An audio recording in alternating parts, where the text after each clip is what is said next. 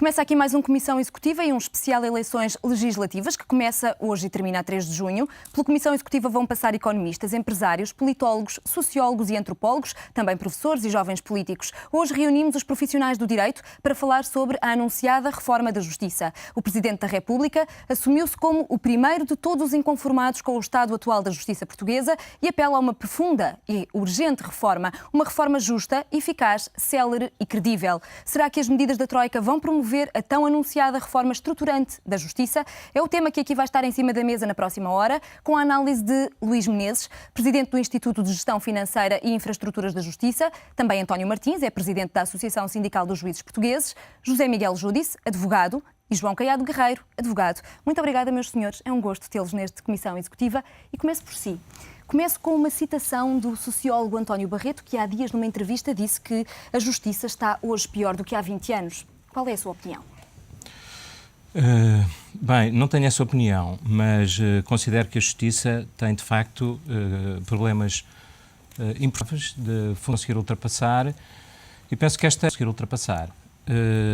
De facto, a minha perspectiva, que é uma perspectiva transversal ao Ministério da Justiça, ao Serviço da Justiça, que vem do Instituto de Gestão Financeira e que é uma perspectiva que tem um enfoque financeiro, mas, como é evidente, tudo acaba por ir parar à questão financeira, portanto, tudo tem um impacto financeiro. É uma área onde se, de facto, denota uma evolução que é uma evolução preocupante. E é uma evolução preocupante porque a situação financeira da Justiça tem caminhado nos últimos anos para uma situação de desequilíbrio que urge corrigir e que, se em parte tem muito boas razões e bons motivos, nomeadamente relacionados com, digamos, fontes de receitas tradicionais importantes da Justiça, que era, digamos, a fonte de receita dos registros, que se mantém, mas que perdeu importância, e, portanto, houve, digamos, uma evolução ao nível de receita relacionada com a informatização dos serviços, com a agenda eletrónica e, portanto, com a simplificação de uma série de procedimentos burocráticos. Mas consegue sintetizar-nos e dizer-nos qual é efetivamente a gravidade da situação financeira na Justiça? A situação financeira na Justiça precisa de dois ajustes ao nível da receita e ao nível da despesa. Ao nível da receita, por um lado, reativando não só as receitas do lado dos registros, mas também reativando, mantendo ou sustentando as receitas do sistema judicial, que, ao contrário do que se diz, muitas vezes não tem-se tido um agravamento dos custos e das taxas, portanto, de facto, houve, pelo contrário, uma redução das taxas de justiça, isto é uma noção de que não existe de uma maneira tão clara, mas também, e era isto sobretudo que eu queria sublinhar, do lado da despesa.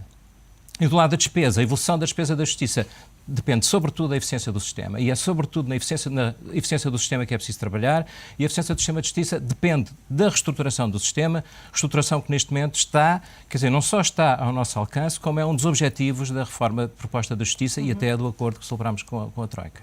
Muito bom dia. Gostava também de ter a sua opinião. Onde é que estão os maiores males, os pontos negros da Justiça, na sua opinião? Olha, a questão da Justiça é recorrentemente tratada como crise e eu estou na Justiça há 27 anos, iniciei sob o signo da crise e continuamos na crise da Justiça. A realidade é que eu só lamento que tenha vindo o exterior, estrangeiros, a dizer-nos aquilo que o diagnóstico já está feito há muito tempo e a dizer-nos que temos que implementar estas medidas se queremos melhorar efetivamente a Justiça. Este é o lamento, mas a partir daqui temos que passar para a fase seguinte. E a fase seguinte é uma responsabilidade de todos os profissionais da Justiça e dos responsáveis políticos e legislativos para encararmos efetivamente o memorando assinado com a Troika como oportunidade de reformar a Justiça e é a última oportunidade que temos de o fazer adequadamente e com resultados positivos. Portanto, o que temos que encarar é aquelas medidas que estão ali como o futuro programa de governo, seguramente, ganhe quem ganhar, e com uma vantagem, é que está calendarizado para cumprir. E todos nós temos que nos consciencializar que aquele é o desafio que temos que ter pela frente e alcançar. Da parte dos juízes, nós temos elencado 3 desafios fundamentais na área da Justiça que estão de encontro a estas perspectivas que já estão neste memorando. O primeiro é o de ganhar celeridade e eficiência no sistema de Justiça. Cada vez o sistema está mais lento, cada vez responde menos às necessidades das pessoas e das empresas, de os processos serem decididos em tempo útil, e temos que inverter radicalmente esta realidade. E este é o desafio que temos que ganhar. Depois temos que ganhar o desafio da credibilidade e da confiança no sistema de justiça. Cada vez menos os cidadãos e as empresas têm confiança em recorrer ao sistema de justiça. E temos que inverter radicalmente isto, porque num Estado de Direito, a justiça tem que funcionar como um fator fundamental de realização desse Estado e da realização da própria democracia, e os cidadãos têm que ter a certeza de que esse é o local certo para, em tempo útil de vida das pessoas e em tempo útil de vida económica das empresas, os seus litígios serem resolvidos. Segundo desafio para ganhar é este da credibilidade e da confiança. E depois, um terceiro, que é o da racionalidade e da responsabilidade financeira na área da justiça. Cometeram-se barbaridades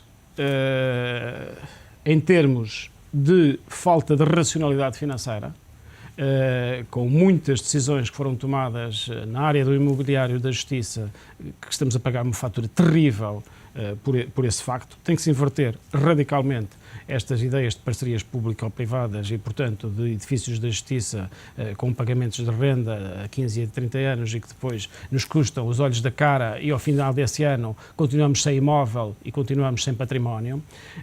E temos que inverter racionalmente isso. Temos, acima de tudo, que, por esta via da racionalidade financeira, conseguir encontrar soluções de uma melhor organização da justiça. Tenho uma pergunta para si e é das únicas vezes que vou voltar ao passado, porque temos que olhar para a frente e é também para isso que serve este debate. E a ideia é que o diagnóstico já estava traçado e que não se congratula com a vinda de estrangeiros para virem tomar estas medidas. Porquê que essas medidas não foram tomadas? Se já estava o diagnóstico feito? A responsabilidade é de todos nós. Vamos ser claros nesta matéria, ninguém é inocente nisto. A responsabilidade começa seguramente nos decisores políticos e a responsabilidade política legislativa de quem, tendo a possibilidade de tomar essas decisões, não as tomou ou tomando-as, andou para a frente e para trás. Eu dou-lhe só um exemplo. Processo civil experimental que a Troika diz que deve ser implementado já imediatamente a mais 4 comarcas e eventualmente a todo o país. É um processo civil experimental que há N anos os juízes andam a dizer que devia estar experimentado em todo o país.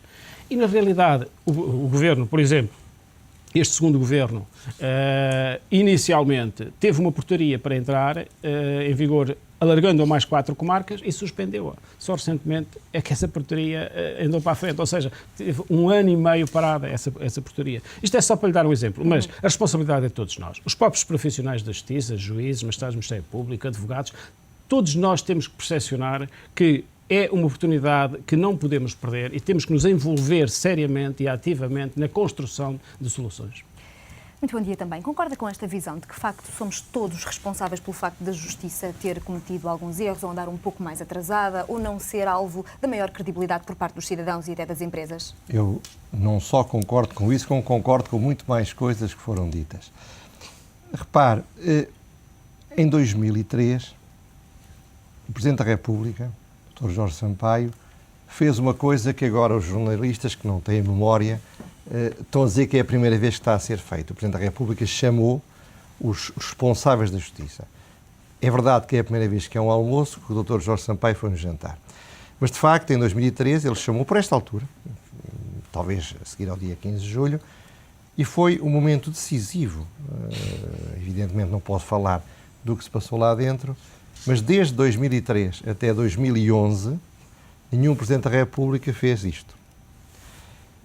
Na sequência desse jantar, viabilizou-se aquilo que era um combate grande de muitos profissionais da Justiça, advogados, mas não só, designadamente do Sindicato de Magistrados do Ministério Público, muitos magistrados judiciais, os funcionários judiciais, de se realizar o que foi o Congresso da Justiça, que teve lugar no final de 2003.